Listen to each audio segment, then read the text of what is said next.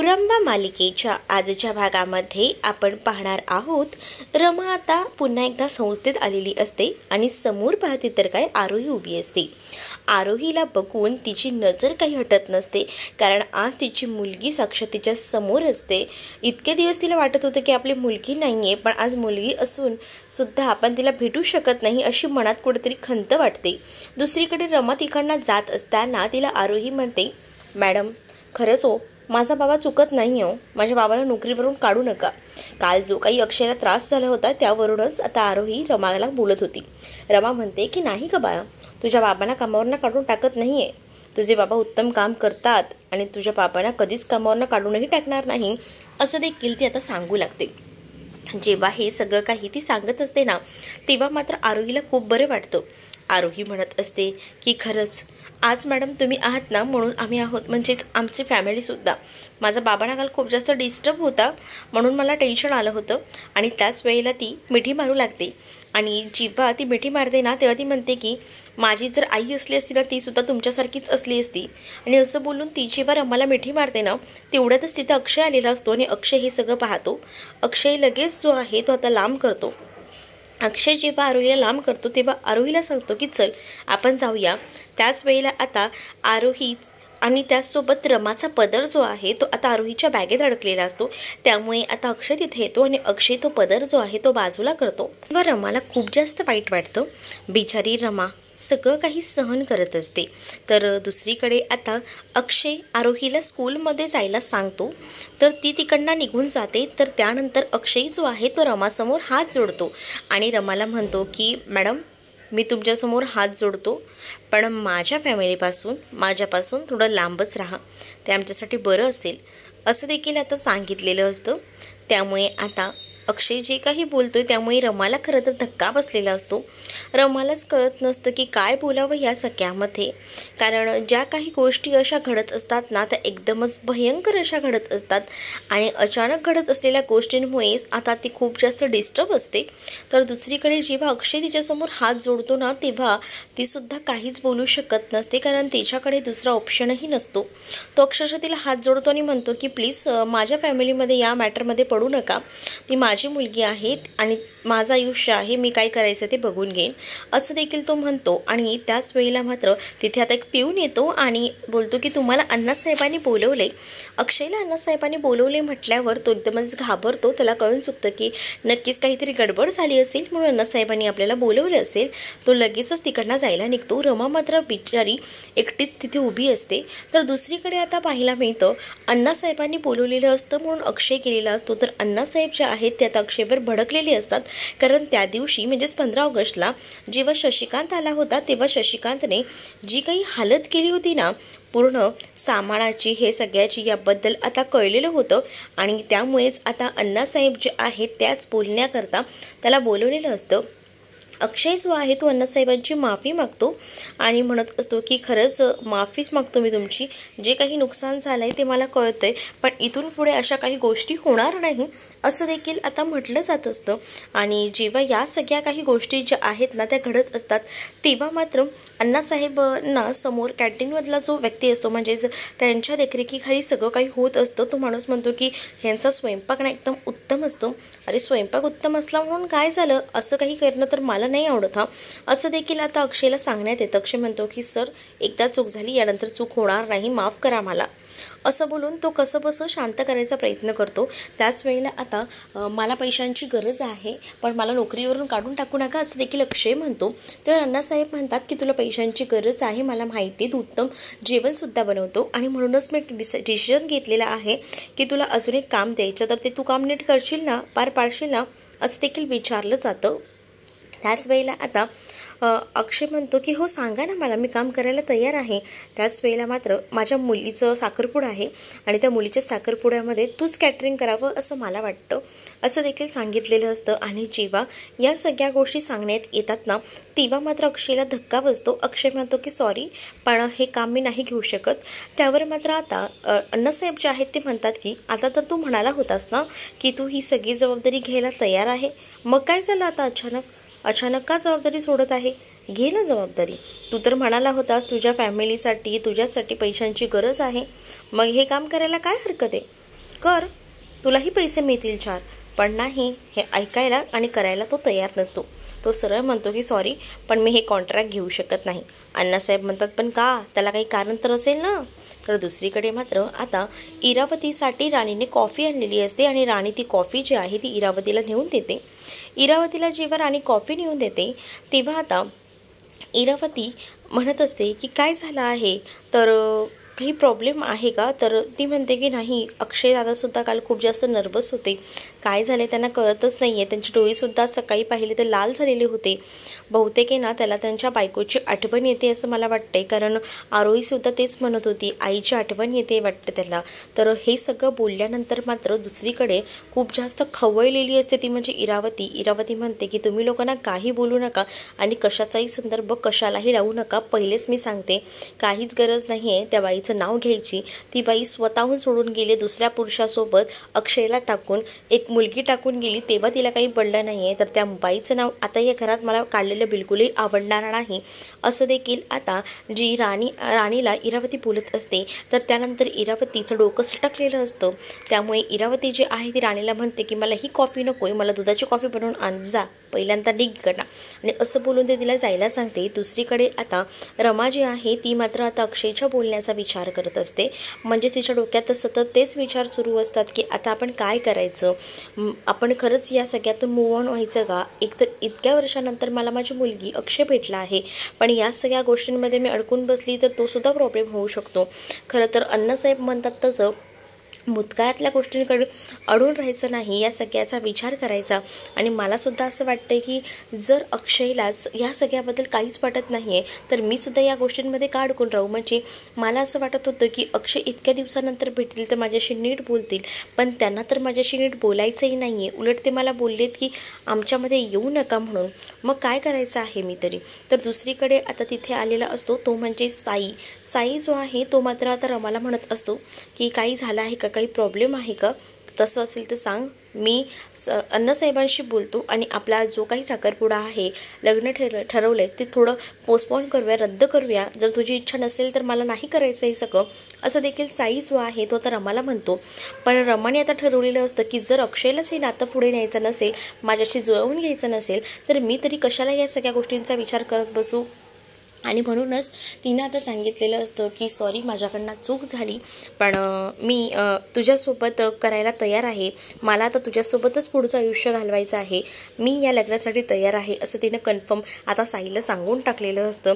आणि त्यामुळे साईसुद्धा आता रमाकडे पाहत राहतो, पण त्याच वेळेला रमाच्या डोळ्यात दुःख असतं हे सुद्धा साईला कळतं. पण आता रमा तरी काय करणार. रमाला असं वाटत होतं की इतक्या दिवसानंतर तो भेटला तर आपला नक्कीच तो विचार करेल, पण इथे नसतं तसं. इकडे मात्र आता अण्णासाहेब जे असतात ते खूप जास्त भडकलेले असतात आणि ते म्हणत असतात की तुम्ही तर आता म्हणाला होतात की तुम्हाला कामाची गरज आहे आणि आता सरळ तुम्ही म्हणताय की मला नको आहे हे काम वगैरे. काय आहे, काय नक्की रिझन काय आहे? तुम्हाला हे कॉन्ट्रॅक्ट घ्यायचं नाही आहे, तुम्हाला त्याचे पैसे मी वेगळे देतोय, तरीसुद्धा तुम्ही हे काम करायला तयार नाहीत. याचं नक्की कारण काय आहे हे तरी मला सांगा. त्यावर आता अक्षयला काय कारण द्यावं हे समजत नसतं, कारण रमाच्या साखरपुड्याचं हे सगळं करायचं हे थोडी तो सांगणार आहे की ती माझी बायको आहे म्हणून. त्यामुळेच तो आता शांत असतो. त्यानंतर तो म्हणत असतो की माफ करा साहेब, पण मी ते कारण सांगू शकत नाही, थोडं समजून घ्या. पण नाही, इथे काहीच त्यांना समजून घ्यायचं नसतं. ते सरळ म्हणतात की मला तुझं काहीच ऐकून घ्यायचं नाही आहे, मला एकदम कन्फर्म सांग की तू हे कॉन्ट्रॅक्ट घेणार आहेस का. आता अक्षयचा नाईलाज झालेला असतो, अक्षयला ते कॉन्ट्रॅक्ट घ्यावंच लागणार असतं. त्यामुळे आता अक्षय जो असतो तो बोलतो की ठीक आहे, मी हे कॉन्ट्रॅक्ट घ्यायला तयार आहे. त्यावर अण्णासाहेब देखील खुश होतात. अण्णासाहेबांनासुद्धा आवडतं की ह्या निमित्ताने का होईना या शेफच्या हातचं आपल्याला जेवायलाही मिळेल आणि त्याचवेळी हे शेफ जो काही जेवण करतो ते उत्तमच करतो, त्यामध्ये कोणत्याही अडचणी नसतात. लहान मुलांचंच काय, मोठ्या माणसाचंसुद्धा जेवण हा खूप छान करतो, हे सुद्धा आता त्याला माहिती असतं आणि म्हणूनच त्यांनी त्यांना कॉन्ट्रॅक्ट दिलेलं असतं. दुसरीकडे गोलू, आरोही, अर्ता हे एकत्र टिफिन खायला बसलेली असतात आणि त्याच वेळेला आता त्यांचं बोलणं सुरू असतं की उद्या गोकुळाष्टमी आहे, तर आपल्या स्कूलमध्ये दहीहंडीचं फंक्शन आहे. तर त्याच वेळेला लगेच आरोही म्हणते की मीच या गोकुळाष्टमीमध्ये पार्टिसिपेट करणार आहे आणि मी कृष्णा बनणार आहे, मला कृष्णा बनून वरची हंडी फोडायची आहे, असं देखील आता आरोही म्हणत असते. त्यावर अर्ता तिला नकार देत असते आणि ती म्हणत असते की या सगळ्यासाठी काका तयार होणार नाही, त्यामुळे तू उगाच या सगळ्याच्या नादी लागू नकोस, मी तुला सांगते. पण त्याच वेळेला आरोही खूप जास्त नाराज होते आणि आरोही जी आहे ती अर्थाला मस्का लावते आणि अर्थाला सांगत असते की प्लीज ना गं ताई, असं नको करू प्लीज, असं म्हणून ती तिला थांबवायचा प्रयत्न करते. आणि त्याच वेळेला जेव्हा आता ती तिला थांबवायचा प्रयत्न करत असते ना, आरोहीने समजवल्यामुळे काहीच उपयोग होणार नसतो. आरोही जे काही समजावते त्यामुळे अर्था जी आहे ती तिला या सगळ्यामध्ये पार्टिसिपेट करायला परवानगी देते. आणि जेव्हा या सगळ्यामध्ये तिनं आता पार्टिसिपेट करायला परवानगी दिलेली असते म्हटल्यावर काहीच ऑप्शन नसतो. तर दुसरीकडे गोलू जो आहे तो सुद्धा आरोहीला सांगत असतो, आरोही नीट सांभाळून मला तर ना या सगळ्याची भीतीच वाटते. तर दुसरीकडे रात्री सगळेजण जेवायला डायनिंग टेबलवर बसलेली असतात. तारा आणि त्याचसोबत पार्थ हा आपल्याच कामामध्ये व्यस्त असतो. पार्थ मोबाईलमध्ये, तर तारासुद्धा आपल्या मोबाईलमध्येच काही ना काही रील्स वगैरे बघत असते. तर अक्षय म्हणत असतो की तारा खाऊन घे ना. तर तारा म्हणत असते की माझा ना जेवायचा बिलकुलही मूड नाही आहे, मला हे नको आहे, असं तिनं ठणकावून सांगितलेलं असतं. आणि त्यानंतर ती डायनिंग टेबलवरनं उठून निघून जाते. जेव्हा आता ती तिकडनं निघून जाते तेव्हा अक्षय काहीच करू शकणार नसतो. अक्षय काहीच बोलत नाही. तर पार्थला तो म्हणतो, अरे तू तरी खाऊन घे ना, काय चाललं आहे तुझं. पण पार्थ म्हणतो की काय खाऊ, हे ते भाकरी भाजी हेच खाऊ का. माझे जे फ्रेंड्स आहेत ना ते लोक काय खातात माहिती आहे का, त्यांच्या ताटात पिझ्झा बर्गर्स या सगळ्या गोष्टी असतात आणि माझ्या ताटात काय तर हे असलं. नाही, मला ना हे काहीसुद्धा नको आहे, त्यापेक्षा न खाल्लेलं परवडलं, असं बोलून तो सुद्धा निघून जातो. म्हणजेच त्यांना खायची इच्छा जी आहे ना ती काही उरलेली नसते आणि म्हणूनच ती लोक खात पेत नसतात. आणि अक्षयला मात्र या सगळ्याचं वाईट वाटत असतं. अक्षय त्याच्या परीने सगळे प्रयत्न करत असतो त्या मुलांना समजवायचे, त्या मुलांसोबत जास्तीत जास्त वेळ घालवायचे.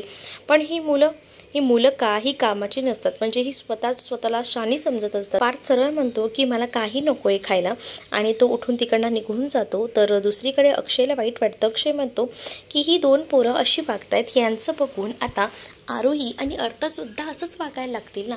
अर्था म्हणते की नाही मी असं नाही वागणार, कारण अर्थाला ना या सगळ्याची जाण असते. कारण तिला माहिती असते की तिचा काका तिच्यासाठी किती काही गोष्टी करतोय ज्याची जाण या लोकांना नसते आणि म्हणूनच हे सगळं काही घडून येत असतं. तर दुसरीकडे मात्र आता रमाकांत काका म्हणत असतात की यावर आपल्याला एक मार्ग मिळू शकतो, म्हणजेच आपण आहे ना कोणाचा तरी विचार करूया. पण दुसरीकडे अक्षय म्हणतो की तू रमाकांत काका त्या विषयावर बोलू नको, मला त्या गोष्टी पुन्हा ऐकायच्या नाही आहेत आणि मला त्या गोष्टी करायच्याही नाही आहेत, असं देखील तो म्हणत असतो. त्याच वेळेला तिथे आता इरावती आलेली असते आणि इरावतीसुद्धा असते की मला ना रमाकांत बोलतोय ते एकदम पटतंय. म्हणजेच माझं असं म्हणणं आहे की ज्या काही गोष्टी आता सुरू आहेत ना त्या कुठेतरी ब्रेक व्हायला हव्यात, म्हणजे मुलांनाही शिस्त लागेल, सगळं काही व्यवस्थित होईल.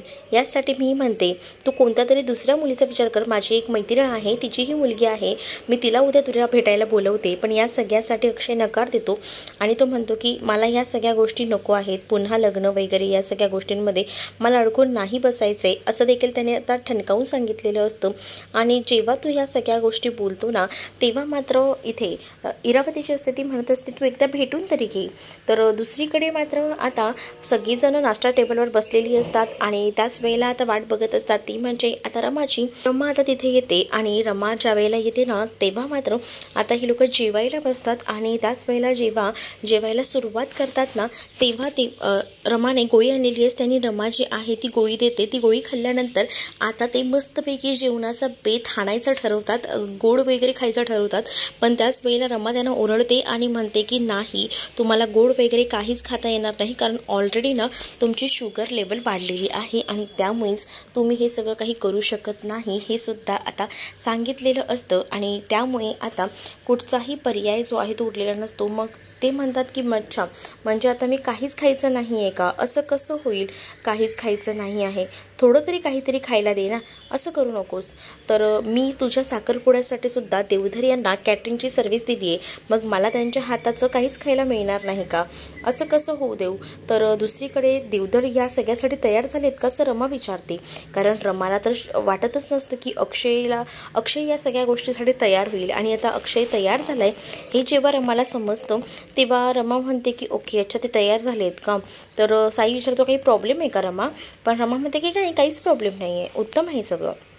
असं बोलून ती आता विषय टाळायचा प्रयत्न करत असते. तर दुसरीकडे मात्र आता इरावतीसुद्धा अक्षयला दुसऱ्या लग्नाचं ऑप्शन देत असते आणि म्हणत असते की माझ्या मैत्रिणीची एक मुलगी आहे, तिच्यासोबत नक्कीच तू हे करू शकतोस असं देखील सांगितलेलं असतं. आणि जेव्हा हे सगळं ती काही म्हणते तेव्हा मात्र या सगळ्यासाठी जो आहे तो आता अक्षय तयार नसतो. अक्षय म्हणत असतो की मला या सगळ्याबद्दल काहीच ऐकायचं नाही आहे, ना मला कोणासोबत लग्न करायचं आहे, ना मला कोणाशी बोलायचं आहे. तर दुसरीकडे मात्र आता आरोही आणि अर्था बसलेल्या असतात. आरोही अर्थाला म्हणत असते की मला या सगळ्यामध्ये पार्टिसिपेट करायचं आहे, पण प्लीज ना मला तू मदत करा. तर दुसरीकडे अर्था जी आहे ती घाबरलेली असते आणि ती म्हणत असते की नको, हे सगळं नको करूस, काकाला नाही आवडणार. पण आरोही जी आहे ती म्हणत असते तू आहेस ना अर्था दीदी, तू घे ना थोडंसं समजून. आपण ना या गोष्टी बाबांना नाही सांगायच्या, या सगळ्या गोष्टी ना आपल्यातच ठेवायच्या, मग तर झालं ना. अर्था म्हणते बरं ठीक आहे. आरोही अर्थाला सांगते की हे आपल्या दोघींमधलं सिक्रेट आहे, हे बाबांना कळायला नको. तेवढ्यातच तिथे आता अक्षय आलेला असतो आणि अक्षय हे सिक्रेट हा शब्द ऐकतो आणि बाबांना कळायला नको हे सुद्धा ऐकलेलं असतं. त्यामुळे आता अक्षय म्हणतो की काय, कशाबद्दल बोलताय आणि माझ्यापासून काय लपवताय, मलाही कळू दे जरा, असं देखील आता तो म्हणू लागतो. आणि जेव्हा हे सगळं काही तो म्हणतो ना तेव्हा मात्र आता या दोघी जणी घाबरतात. त्या कळून चुकतं त्यांना की आता आपण गेलो म्हणजेच आपलं बोलणं ऐकले की काय. पण आता अक्षय विचारतो सुद्धा काय गं, काय लपवताय माझ्यापासून, काय सांगायचं नाही म्हणताय, काय गोष्ट आहे मला कळू दे तरी, असं देखील आता म्हटलं जातं. पण आता अक्षयला लगेचच आरोही म्हणते की बाबा हे आमचं सिक्रेट आहे, नाही सांगू शकत हा तुला, सॉरी हां, असं बोलून ती त्याला टाळत असते. त्यावर अक्षयसुद्धा हसू लागतो. तो म्हणतो की जाऊ दे, मुलांचं काहीतरी असेल सिक्रेट आणि ते मला कळू द्यायचं नसेल, बस एवढंच. तर दुसरीकडे आपल्याला पुढील भागात पाहायला मिळतं की आरोहीने छान आहे ना कृष्णाचं गेटअप केलेलं असतं आणि ती आता दहीहंडी फोडण्यासाठी त्या मुलांवर चढलेली असते, म्हणजेच ते थर लावलेले असतात आणि तिला वर लावलेली हंडी फोडायची असते. आणि त्याचमुळे ती आता ती हंडी फोडण्यासाठी पूर्णपणे तयार असते, वर गेलेली असते आणि ती हंडी फोडणारच असणार. तर दुसरीकडे आता अक्षय कॅटरर्सचं काम करत असतो, कॅन्टीनमध्ये काम करत असतो. आणि त्याच वेळेला आता कॅन्टीनमध्ये असणारे जे मॅनेजर असतात ते अक्षयला सांगतात की तुमची मुलगी तर आज कृष्णा बनली आहे आणि ती हंडी फोडणार आहे. अक्षयला तर याबद्दल काहीच माहीत नसतं, कारण अक्षयसाठी हे मोठं सरप्राईज असतं, सिक्रेट ठेवलेलं असतं ना. आणि त्यामुळे जेव्हा आता अक्षयला ही गोष्ट कळते त्यांच्याकडनं तेव्हा अक्षयच्या लक्षात येतं की तो कधीही कोणतंही काम तिला द्यायचा नाही, वर चढायचं वगैरे. आणि म्हणूनच तो लगेच हातातली कामं सोडतो आणि तो आरोहीसाठी पळत जातो. तर इकडे दुसरीकडे गोलू जो आहे तो आरोहीला सपोर्ट करत असतो आणि म्हणत असतो की यू कॅन डू इट आरोही, कर तू कर. तर इकडे मात्र आरोही वर चढलेली असते, हंडीतनं तो नारळ बाहेर काढते आणि त्याच वेळेला आता जेव्हा ती हंडीतून नारळ बाहेर काढते ना तेव्हा मात्र आता ती खालीच पडणार असते, म्हणजे तिचा तोल जातो आणि ती खाली पडणार असते. जेव्हा आता ती खाली पडणार तितक्यातच तिथे आता अक्षय आणि रमासुद्धा पोचलेली असतात. पण ती खाली पडताना आई ग असा आवाज देते, त्याबरोबर रमाला एकदमच जाग येते. रमा जी आहे ती लगेच धावत पळत जाते. तोपर्यंत इथे मोठा अनर्थ घडलेला असतो. तर तुम्हाला हा भाग कसा वाटला हे नक्कीच मला कमेंटमध्ये सांगा आणि अशाच नवनवीन भागांसाठी आपल्या चॅनलला सुद्धा सबस्क्राईब नक्कीच करा. चला तर मग भेटूया पुढच्या भागामध्ये. तोपर्यंत टाटा बाय.